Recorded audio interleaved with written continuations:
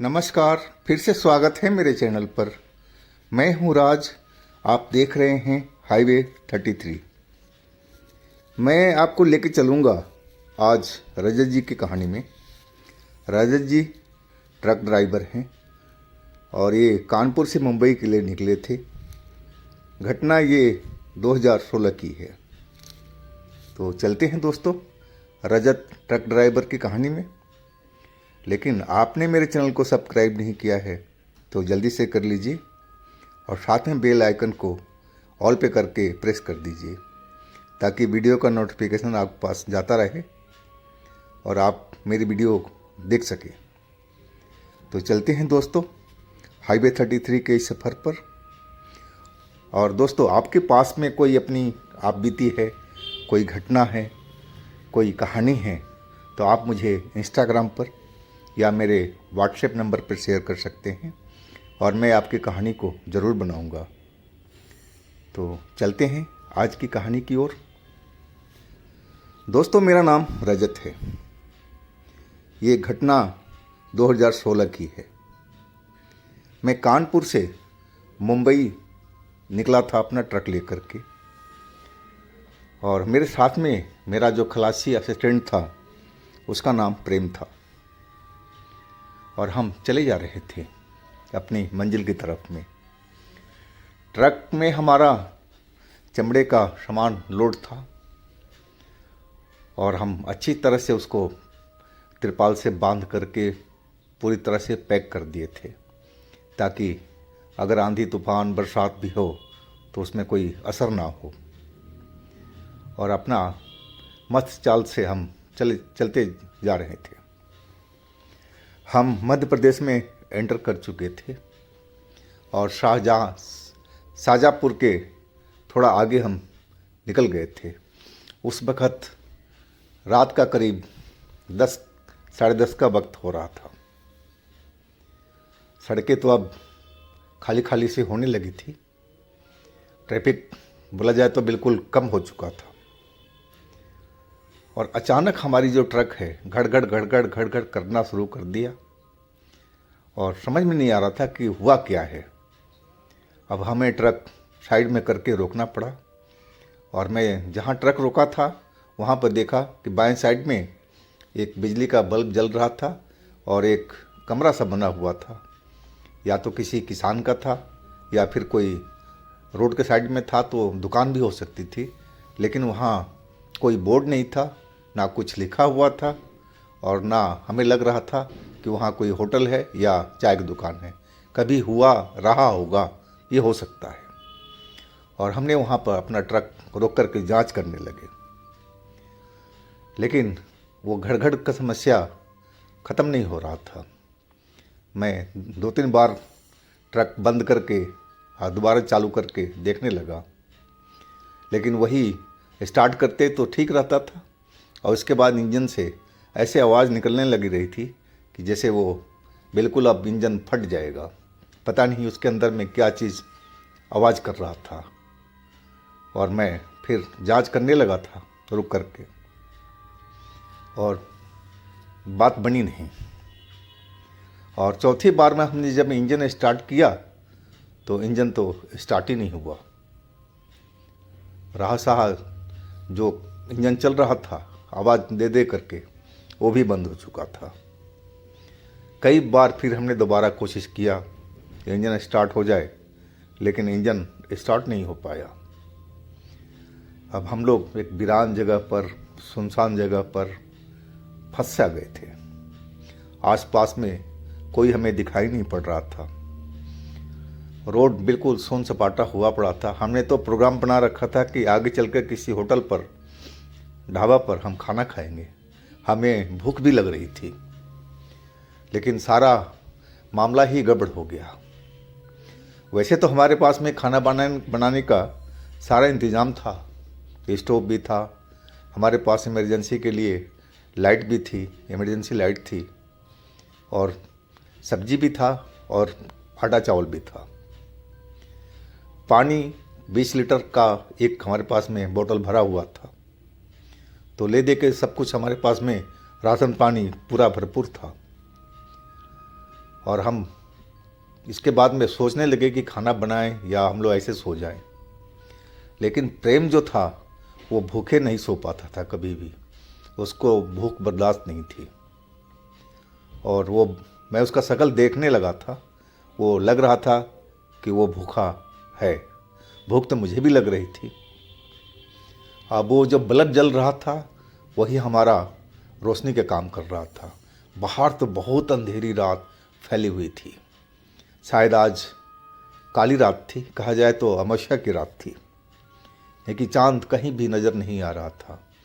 और मैंने सुना भी था कि लोग अमावस्या पर नहाने जाते हैं। तो एक जगह मैं सुबह में सुना था जहाँ हम चाय नाश्ता कर रहे थे, वहाँ पर कई तीर्थ यात्री थे जो ट्रक में भर भर करके और गंगा जी की तरफ जा रहे थे नहाने के लिए।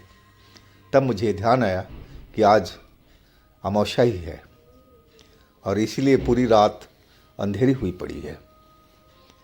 अब हमने प्रेम से बोला कि भाई खाना खाना है तो काम करना पड़ेगा और खाना बनाना पड़ेगा मिल करके हम दोनों को।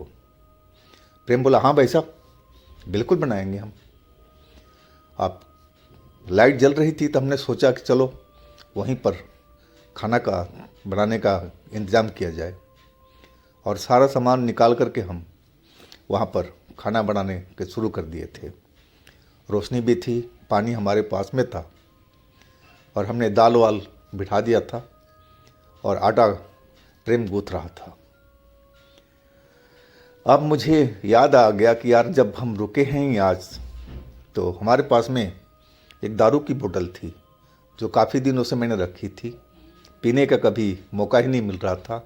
अब मेरा एक वसूल था कि मैं जब गाड़ी चलाता हूँ तो कभी कोई नशा पानी मैं बिल्कुल नहीं करता हूँ, ये मेरा अपना असूल था। और वही आज फुर्सत थी, गाड़ी मेरा ख़राब था तो मैं सोचा कि क्यों ना इस बोतल को खोला जाए और 2-4 पैग लिया जाए। और मैंने बोतल बाहर निकाल लिया और वहीं जहाँ खाना बन रहा था मैं अपना गिलास लेकर के अब बैठ गया। प्रेम से पूछा प्रेम पियोगे? बोला नहीं भाई साहब इसका मुझे नशा नहीं है, मैं दारू नहीं पीता ना कोई नशा करता। मैं तो जानता ही था कि प्रेम ये सब चीज़ों से बहुत दूर रहता है। और मैं अपना पैग बना करके आराम से लेने लगा था और साथ में खाना का वो भी देख रहा था कि दाल कब तक तैयार हो जाएगी।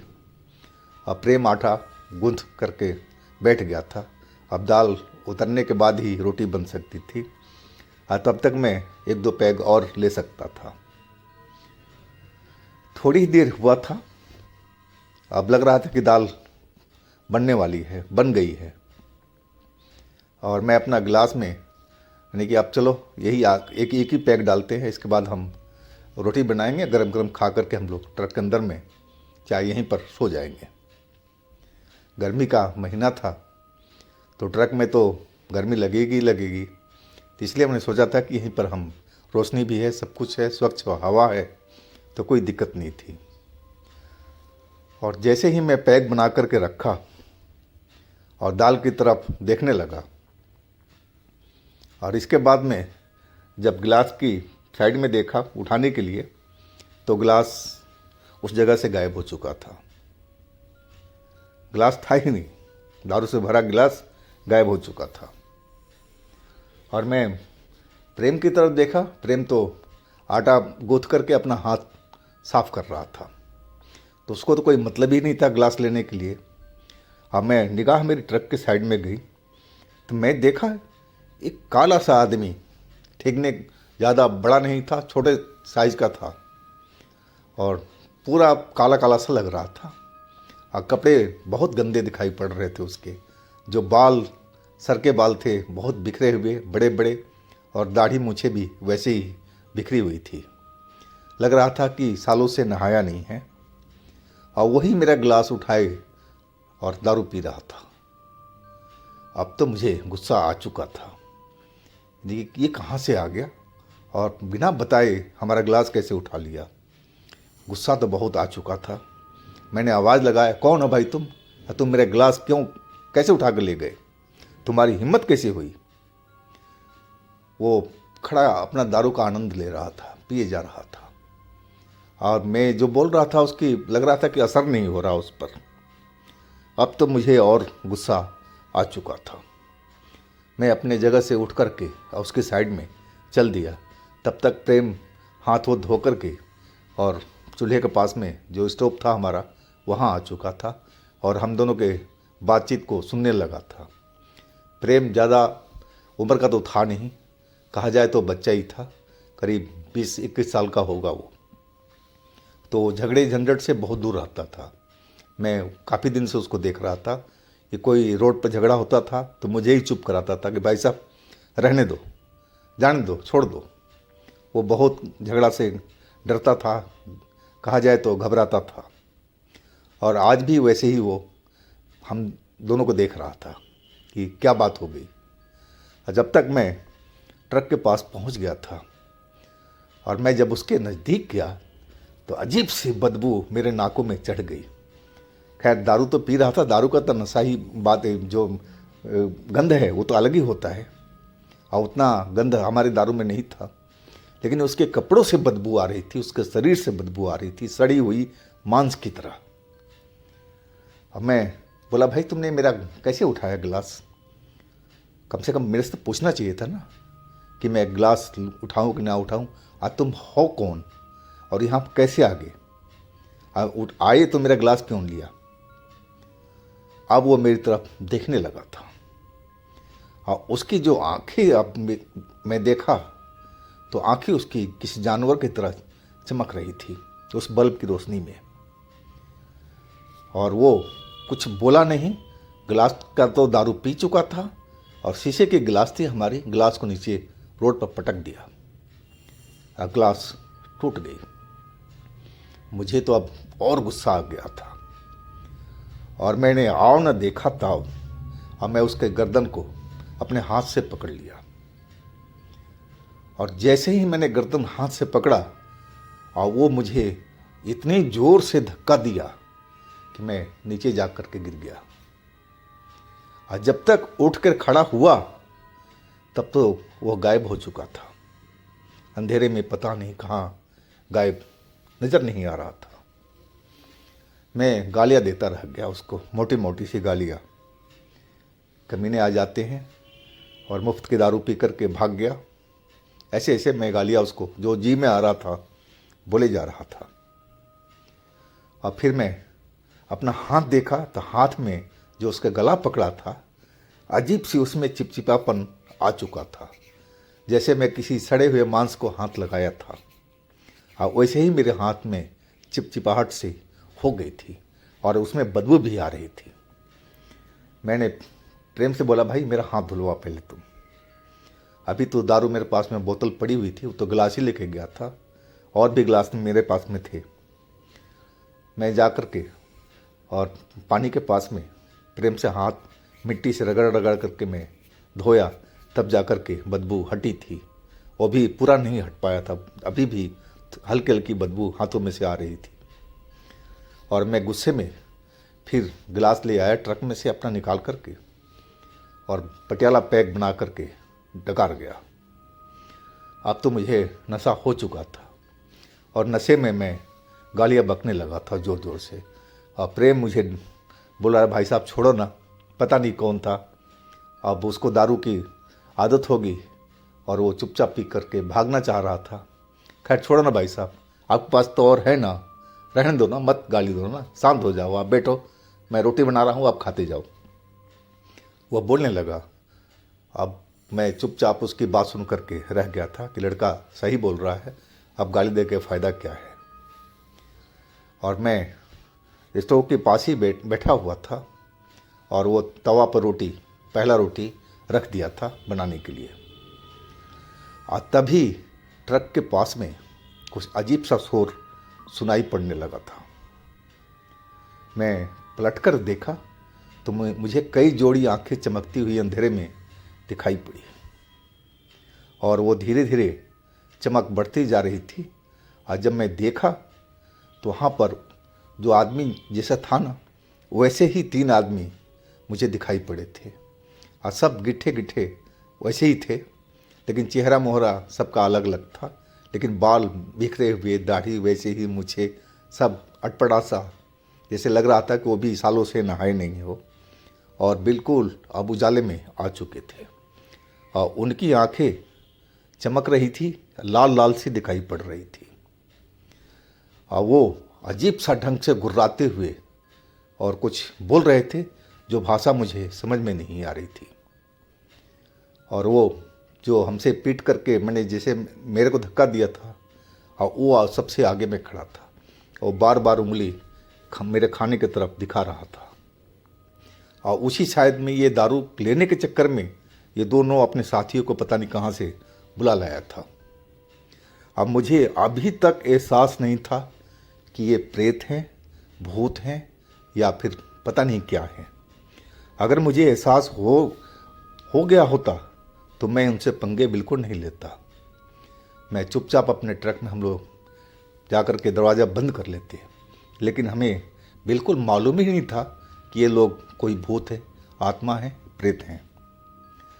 और मैं जैसे ही देखा उनको, गुस्सा फिर मेरा उबल चुका था, और मैं गाली दे करके, और मेरे हाथ में पानी का गिलास था, और मैं जैसे ही वो लोग नज़दीक में आए, पानी के गिलास, पानी की जो था, मैं फेंक दिया पहले वाला इंसान पर जो मेरे से चुपचाप दारू पी कर गया था।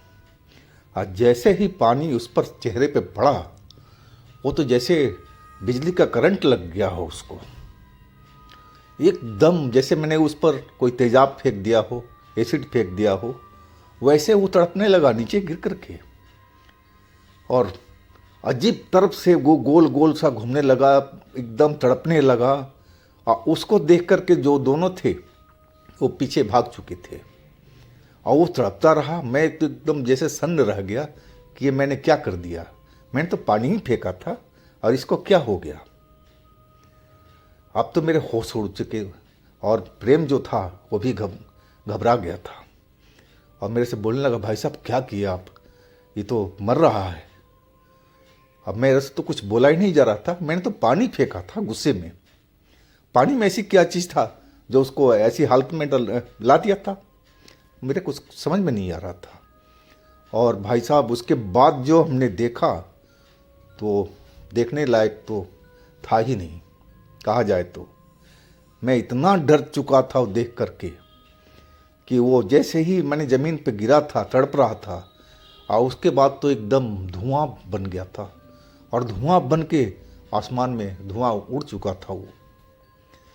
अब हम लोग तो डर के मारे सिहर से गए दोनों के दोनों जने, और खाना पीना तो छोड़ दो, हमने सब कुछ बंद करके अपना पैकअप किया, और ट्रक के अंदर में आकर के बैठ गए थे डर के मारे कि ये सब क्या था। ये कोई आत्मा थे, भूत था, प्रेत था, क्या था, कुछ समझ में नहीं आ रहा था। लेकिन मैंने ये देख लिया था कि पानी से उनको इतना नुकसान हुआ था, वो क्यों, ये कहानी मुझे समझ में नहीं आ रही थी। हम दोनों ट्रक में आ गए थे, अब बहुत डरे हुए थे। सारा सामान तो हमने वहाँ से उठा लिया था, अपने ट्रक में रख दिया था। पानी की बोतल अभी मेरे पास में थी। अगर वो लोग हमला करते तो हमारा जो हथियार था वो पानी ही था। और वही हुआ, वो कई लोग वैसे ही हमारे ट्रक के आगे दिखाई पड़ रहे थे, शायद अपने साथी के बदला लेना चाहते थे या कुछ और करना चाहते थे। लेकिन उनकी हिम्मत नहीं पड़ रही थी कि हमारे ट्रक के पास में आने की। वो दूर दूर तक ही घेरा बना कर खड़े थे, और कम से कम वो 5 या 6 नज़र आ रहे थे। वैसे ही दाढ़ी बढ़ी हुई थी, वैसे ही उनका जो कपड़े थे और सब गंदे पड़े हुए थे। लेकिन हमारी हालत जो थी वो बहुत ही ख़राब हो चुकी थी। हम लोग बहुत ही डरे हुए थे, बहुत से हद से ज़्यादा हम डरे हुए थे। डर के मारे हम दोनों कहा जाए तो काँप रहे थे। ये क्या बला है, क्या ये कौन सा चीज़ है, और ये कहाँ से आ रहे हैं इस अंधेरे में। मुझे कुछ समझ में नहीं आ रहा था। और तभी मुझे दिमाग में आ गया कि शायद आज अमावस्या है, और कहा जाता है कि अमावस्या के दिन भूत प्रेत सब बाहर निकल आते हैं अपने अपने जगह से और अपने शिकार की तलाश में लगे रहते थे। और शायद यही लोग हैं कि अपने शिकार ढूंढ रहे हैं और शिकार हम लोग थे ही मौजूद। लेकिन ये था भगवान की कृपा थी कि वो लोग ट्रक के पास बिल्कुल नहीं आए। वो दूर तक खड़े रहे और कुछ देर इंतज़ार करने के बाद में वो सब गायब हो गए थे। लेकिन डर के मारे हमारी बहुत बुरी हालत थी और जब तक सुबह नहीं हुआ तब तक हमें चैन नहीं पड़ा था। जब सुबह की लाली फैलने लगी थी तब जा कर के हमें लगा कि हम लोग अब बच गए हैं। और सुबह तो हम कैसे भी करके ट्रक स्टार्ट करना ही था और फिर हम अपने ट्रक के स्टार्ट करने की कोशिश में लग गए। 2-3 बार सेल्फ घुमाने के बाद में और फिर ट्रक हमारा स्टार्ट हो गया था। और इस बार कोई भी घड़र की कोई आवाज़ नहीं थी, सब कुछ नॉर्मल था, सब कुछ परफेक्ट था। फिर हमने इंजन बंद करके दोबारा भी स्टार्ट किया और फिर हमारा ट्रक आराम से स्टार्ट हो गया था, कोई उसमें आवाज़ नहीं थी। अब मुझे लग रहा था कि सब ट्रक खराब करने में ये भूतिया जो आत्मा थी, जो रात में नज़र आ रही थी सब, और जो वो इंसान हमसे टकराया था भूत, सब उन्हीं का हाथ था। कहा जाए तो ट्रक खराब करने में वही भूत का या प्रेत का हाथ था। अब फिर तो हम वहाँ पर रुके नहीं, फिर हम लोग अपने रास्ते निकल गए थे। और इस घटना को हमने बाद में अपने दोस्तों से जिक्र किया था कि भाई हम लोग के साथ में उस जगह फलना जगह पर ऐसी कहानी हुई थी। तब एक दोस्त ने बताया था कि हाँ भाई, सुनने में तो आता है कि उस रोड पर कुछ होता है जो चलते हुए ट्रक को और या गाड़ी को ख़राब कर देते हैं। और इसके बाद में वो जो भी ड्राइवर होता है या तो उसको सताते हैं या फिर वो ड्राइवर कभी दोबारा नज़र नहीं आता है। गाड़ी तो नज़र आ जाती है लेकिन वो ड्राइवर हमेशा के लिए गायब हो जाता है। शुक्र है कि आप लोग बिल्कुल सही सलामत हो भाई। वो घटना मैं कभी अपनी ज़िंदगी में भूल नहीं पाता हूँ। तो दोस्तों, आज की कहानी मैं यहीं समाप्त करता हूँ। आप मेरे चैनल को सब्सक्राइब कीजिएगा, लाइक कीजिएगा, शेयर कीजिएगा। फिर हम मिलते हैं अगली कहानी में अगले दिन। आप लोग अपना बहुत ही ख्याल रखिएगा। नमस्कार।